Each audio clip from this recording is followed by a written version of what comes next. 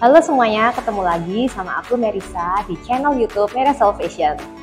Kali ini kita akan membahas sebuah topik menarik nih tentang bagaimana kita bisa melihat perbandingan antara sekolah atau kuliah dengan kursus gitu ya.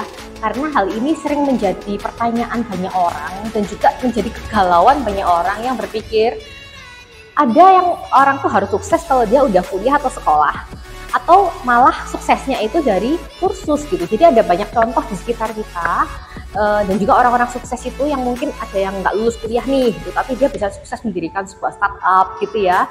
Tapi ada orang tuh yang kita lihat nih mungkin sekitar kita, mereka sudah kuliah S1, S2, kemudian dari situ mereka bisa melanjutkan ke pekerjaan yang cukup bonafit di sebuah perusahaan yang bahkan mungkin bisa berskala internasional. Nah, jadi di sini seringkali menjadikan kita para masyarakat gitu ya berpikir sebaiknya kuliah gak sih? Penting gak sih kuliah itu? Atau aku mungkin harus kursus aja supaya aku punya skill yang mumpuni di bidang yang memang aku mau terjunin dan tidak perlu kuliah dari situ. Oke, jadi kali ini kita akan membahas tentang topik ini dari berbagai sisi, dari sisi plus minusnya kuliah atau sekolah dan juga plus minusnya kita mengambil sebuah kursus. Jadi teman-teman bisa membandingkan. Oke?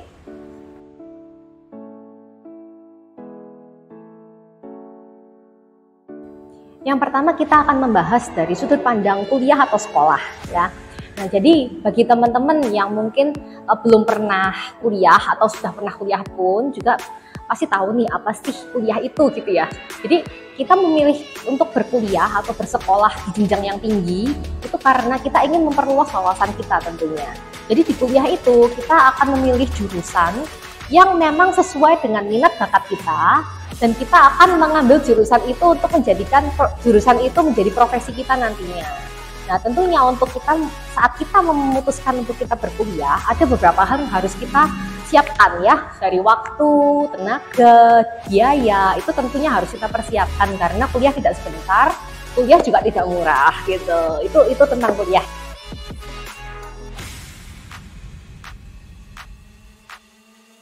Sementara yang kedua yaitu kursus, itu adalah tempat di mana kita itu membekali diri kita dengan berbagai macam skill, pengetahuan, kemudian juga mungkin kalau kita kepengen melanjutkan ke bidang-bidang yang lebih tinggi, mungkin kita mau mempersiapkan mau kuliah, itu kita bisa mengambil kursus di situ. Jadi kursus ini lebih mementingkan skillnya. Jadi kita menguasai skill itu dan kita bisa mempersiapkan diri untuk bekerja, kemudian mempersiapkan diri untuk kita mau melanjutkan pendidikan lebih tinggi. Itu teman-teman bisa memilih sebuah kursus. Jadi kursus itu spesifik gitu ya, spesifik mengambil bidang apa, dan juga itu akan spesifik mempelajari skill yang memang teman-teman butuhkan untuk bekerja.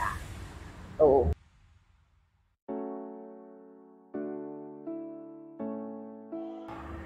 Nah, kita akan melihat dari sudut pandang perkuliahan. Jadi kalau kita memutuskan untuk berkuliah, itu kita harus tahu apa sih sebenarnya yang kita akan dapatkan di dalam perkuliahan. Jadi teman-teman yang memutuskan untuk berkuliah biasanya akan mempelajari hal-hal yang berbau hard skill atau skill-skill yang memang bisa kita lihat ya. Jadi misalnya nih kita mau belajar teknik gitu ya, kita akan belajar hal-hal yang berbau teknik itu. Jadi misalnya bagaimana memperbaiki sebuah barang gitu ya, atau mungkin kita mengambil jurusan manajemen gitu ya, kita akan mempelajari tentang teori-teori dalam manajemen kayak gitu. Itu adalah hard skill. Nah, itu selain hard skill yang akan kita pelajari juga di dalam perkuliahan itu adalah soft skill. Nah, soft skill contohnya adalah seperti pengembangan karakter gitu ya, pengembangan karakter, kemudian ada juga bagaimana kita membangun public speaking gitu ya, kita belajar bagaimana caranya berkomunikasi gitu, itu juga kita pelajari di dalam perkuliahan gitu. Kemudian yang ketiga itu juga kita akan mempelajari bagaimana caranya membangun sebuah relasi gitu. Nah, kita akan bahas satu persatu.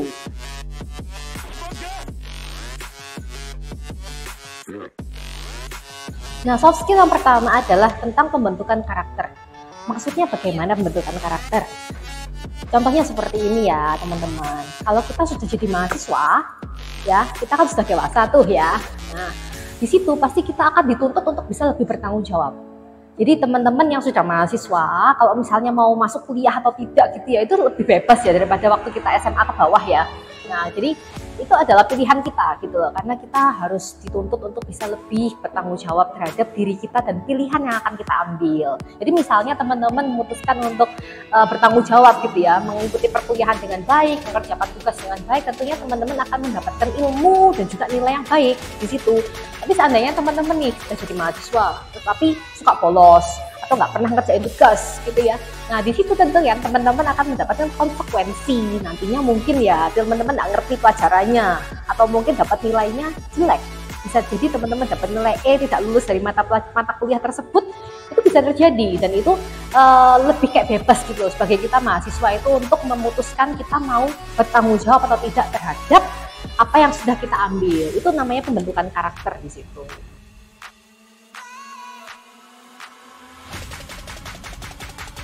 Yang kedua adalah kemampuan komunikasi. Nah, kalau kemampuan komunikasi biasanya ya di lingkungan kampus atau lingkungan sekolah yang cukup besar, kita akan bertemu dengan banyak orang dengan banyak latar belakang.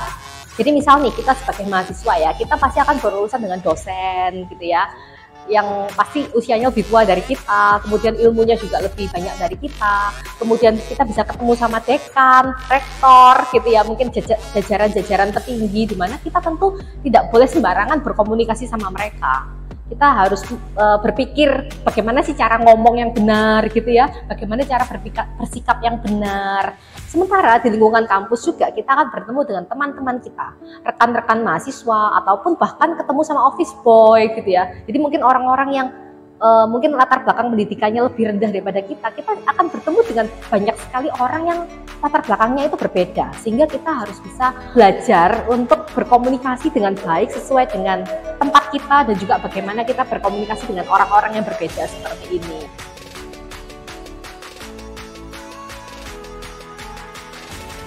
Sementara yang ketiga yaitu tentang membangun relasi ya. Ini soft skill yang juga sangat penting, dan biasanya ini malah jadi hal yang dicari oleh orang yang mau berkuliah. Jadi kebanyakan nih dari pengalamanku waktu berkuliah dulu ya, banyak juga teman-teman itu yang mengambil kuliahnya, tempat kuliahnya dia dan juga jurusan yang dia ambil itu karena dia mau mencari relasi gitu. Nah, relasi ini biasanya bisa kita dapatkan di kuliah itu karena yang pertama tadi kan karena latar belakang orang-orang yang berbeda ya, sehingga kita akan lebih cenderung kaya dari kenalan kayak gitu. Nah, yang kedua juga waktu kita aktif di dalam organisasi. Jadi biasanya di dunia perkuliahan itu organisasi lebih bermacam-macam daripada waktu kita sekolah, waktu kita SMA, SMP gitu ya.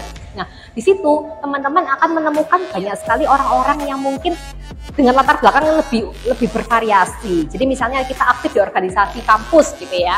Nah, kita akan bertemu dengan orang-orang yang mungkin latar belakangnya itu di bidang pemerintahan mungkin, atau di bidang-bidang perusahaan-perusahaan yang besar gitu ya, sehingga mempermudah kita untuk kita nantinya mau bekerja gitu. Nah, ini yang memang seringkali dijadikan hal yang penting sekali untuk pertimbangan saat kita memutuskan sebuah kampus. Karena semakin bonafit ya, semakin kampusnya itu misalnya semakin besar, semakin terkenal gitu ya, biasanya akan lebih mudah untuk kita mencari relasi yang lebih kuat atau lebih bervariasi di situ.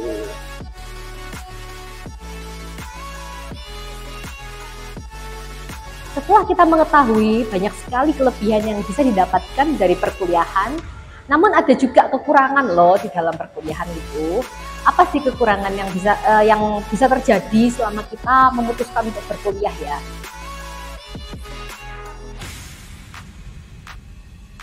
Nah, jadi teman-teman mungkin sering dengar kalau kita sebagai mahasiswa biasanya itu banyak menerima teori daripada praktek gitu ya. Jadi banyak sekali teori yang kita dapatkan, namun prakteknya itu hanya sedikit. Padahal kita berkuliah itu selama 4 tahun ya minimal ya. Mungkin kalau teman-teman ada yang lebih cepat gitu mungkin 3,5 tahun lah. Tapi tidak bisa lebih cepat daripada itu gitu. Sementara selama waktu 3,5 sampai 4 tahun itu kita akan mempelajari banyak sekali teori, di mana itu mungkin adalah hal-hal yang tidak bisa kita praktekkan langsung saat kita terjun ke dalam dunia kerja. Jadi istilahnya teman-teman akan dididik menjadi seorang generalis, di mana teman-teman itu memiliki banyak sekali pengetahuan ya, tentang mungkin bidang yang teman-teman ambil, jurusan yang teman-teman ambil, tapi teman-teman tidak menjadi spesialis di bidang itu.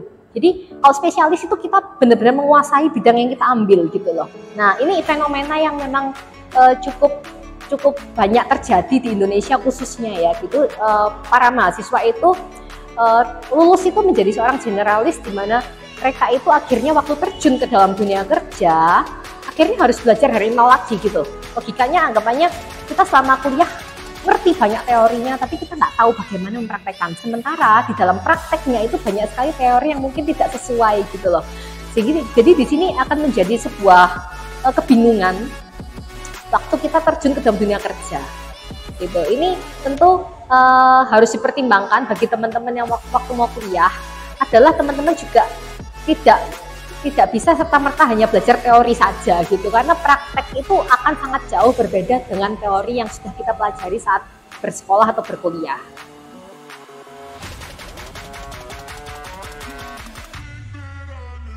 Sementara itu, selain tadi masalah generalis versus spesialis tadi, ada hal lain yang memang biasa jadi momok ya bagi orang-orang yang mau berkuliah, yaitu masalah biaya. Karena biaya untuk berkuliah itu tidak murah, itu hitungannya kan per semester gitu ya. Sementara kita berkuliah tidak bisa kurang dari 4 tahun gitu. Jadi logikanya selama 4 tahun kita harus menyiapkan biaya yang cukup besar, dan itu tidak semua orang mampu untuk membiayai kuliah yang 4 tahun itu gitu. Apalagi kalau kita memilih kampus-kampus yang cukup bergengsi gitu ya, itu pasti biayanya akan lebih besar gitu. Ya itu juga seperti yang saya alami. Jadi saya sendiri pernah berkuliah, pernah kursus gitu ya. Jadi di situ waktu saya berkuliah dulu S1 di jurusan desain grafis ya, desain komunikasi visual, saya juga merasakan banyak teori yang didapatkan, namun prakteknya itu baru dapat itu saat terjun ke magang atau waktu kerja gitu. Jadi banyak sekali hal-hal yang berbeda yang dirasakan saat berkuliah dan bekerja gitu. Nah, apalagi kalau kita yang pengennya bekerja itu sudah langsung mahir gitu ya, sudah langsung bisa menguasai ya, itu tentu akan membutuhkan waktu gitu. Jadi anggapannya kita kerja itu akhirnya belajar lagi gitu. Kita tidak bisa langsung mempraktekkan apa yang memang dibutuhkan oleh bidang pekerjaan kita itu tadi gitu. Sementara itu juga biayanya juga cukup besar. Jadi kuliahnya 4 tahun. Nah, waktu itu saya bersekolah di sekolah swasta ya, universitas swasta tentunya lebih mahal daripada negeri. Namun sayangnya saat ini saya tidak bekerja sesuai dengan bidang itu. Jadi bisa dilihat di sini, ternyata pekerjaan juga bisa berbeda dengan jurusan yang diambil. Sehingga berkuliah itu kita harus pertimbangan matang-matang ya, karena kita akan menghabiskan waktu selama 4 tahun, menghabiskan biaya yang tidak sedikit, dan tentunya kita harus mempertimbangkan apakah jurusan ini sesuai dengan yang akan kita jalankan nantinya. Apakah itu passion kita? Apakah itu memang bisa kita lakukan untuk pekerjaan kita nantinya? Seperti itu.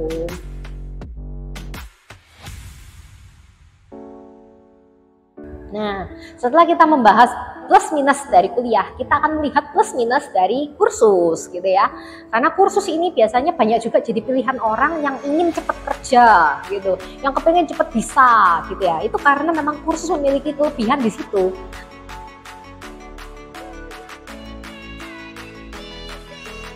Kalau kita memutuskan untuk kursus nih, kita belajar spesifik ya, kita akan mempelajari materi itu memang apa yang memang kita butuhkan.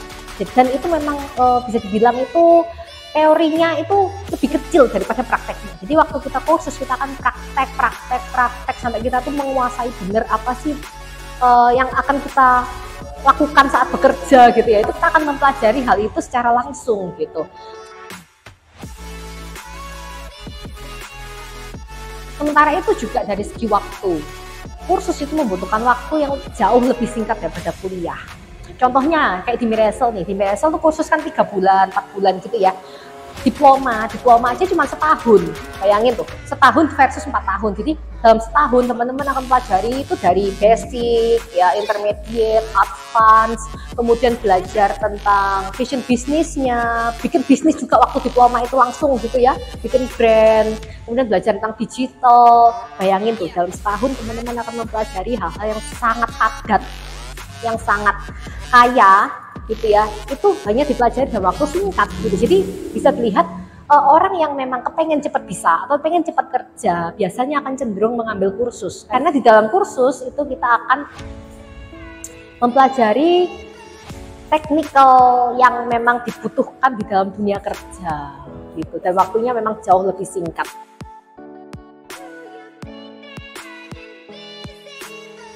Nah, sementara itu juga kalau dari segi biaya bisa kita bandingkan antara kursus dan kuliah. Di kursus itu jauh lebih murah pastinya. Kenapa sih ya? Karena pertama dari segi waktu ya, waktunya itu jauh lebih singkat. Pastinya dengan waktu yang lebih singkat kita akan mengeluarkan biaya yang lebih sedikit gitu. Jadi dari biaya itu tidak sebesar kalau kita membayar SPP-nya kuliah nih gitu ya. Nah itu biasanya untuk orang-orang yang mungkin punya budget terbatas atau yang punya budget terbatas dan kepingin langsung aplikasi ke dalam pekerjaan, biasanya cenderung memilih kursus daripada kuliah.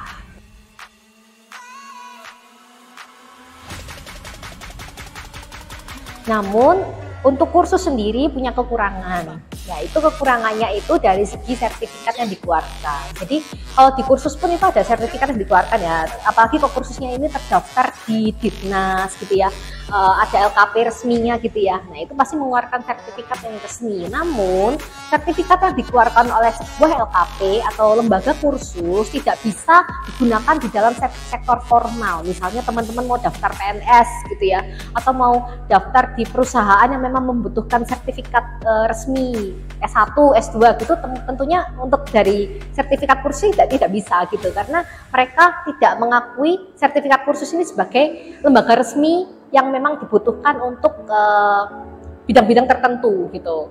Jadi di sini memang kalau teman-teman lihat antara kuliah dan kursus, mereka memiliki kekurangan dan kelebihan masing-masing. Semuanya tentu harus kita sesuaikan dengan kebutuhan kita. Karena kan misalnya kita mau kerja jadi PNS gitu ya, tentu kita ya lebih baik kita ambil kuliah lah gitu, karena memang tujuan kita adalah bekerja di sektor formal, di mana dia membutuhkan ijazah resmi dari perkuliahan. Sementara bagi teman-teman yang mungkin membutuhkan, aku kepengen untuk cepat kerja, aku kepengen untuk bisa langsung menghasilkan, aku nggak mau lama-lama menghabiskan waktu di perkuliahan, sementara aku mau bikin usaha sendiri gitu misalnya. Nah itu teman-teman bisa mempertimbangkan untuk mengambil kursus saja atau mungkin diploma gitu ya. Nah itu tentunya akan mempersingkat waktu, meminimkan biaya yang dikeluarkan oleh teman-teman. Jadi di sini tidak ada yang lebih baik dari kuliah ataupun kursus nih ceritanya ya. Mereka masing-masing memiliki tujuan, memiliki kekurangan dan kelebihan masing-masing, dan itu harus disesuaikan dengan kebutuhan teman-teman dan juga komitmen teman-teman dalam menjalankan itu kayak gitu. Oke teman-teman, dari sini kita sudah mengenal lebih jauh tentang bagaimana sih kuliah itu, bagaimana sih kursus itu, aku harus milih yang mana gitu ya. Itu teman-teman boleh pertimbangan lebih lanjut, atau kalau mau konsultasi sama Merassol juga boleh gitu ya. Kalau mau tanya lebih lanjut tentang kursus itu bagaimana gitu, diploma itu bagaimana, itu bisa langsung tanya di official WA Merassol di sini. Teman-teman juga jangan lupa untuk subscribe YouTube Merassol Fashion, karena di channel ini teman-teman akan mendapatkan informasi dan edukasi seputar fashion dan desain. Oke, sampai jumpa di video selanjutnya. Bye bye.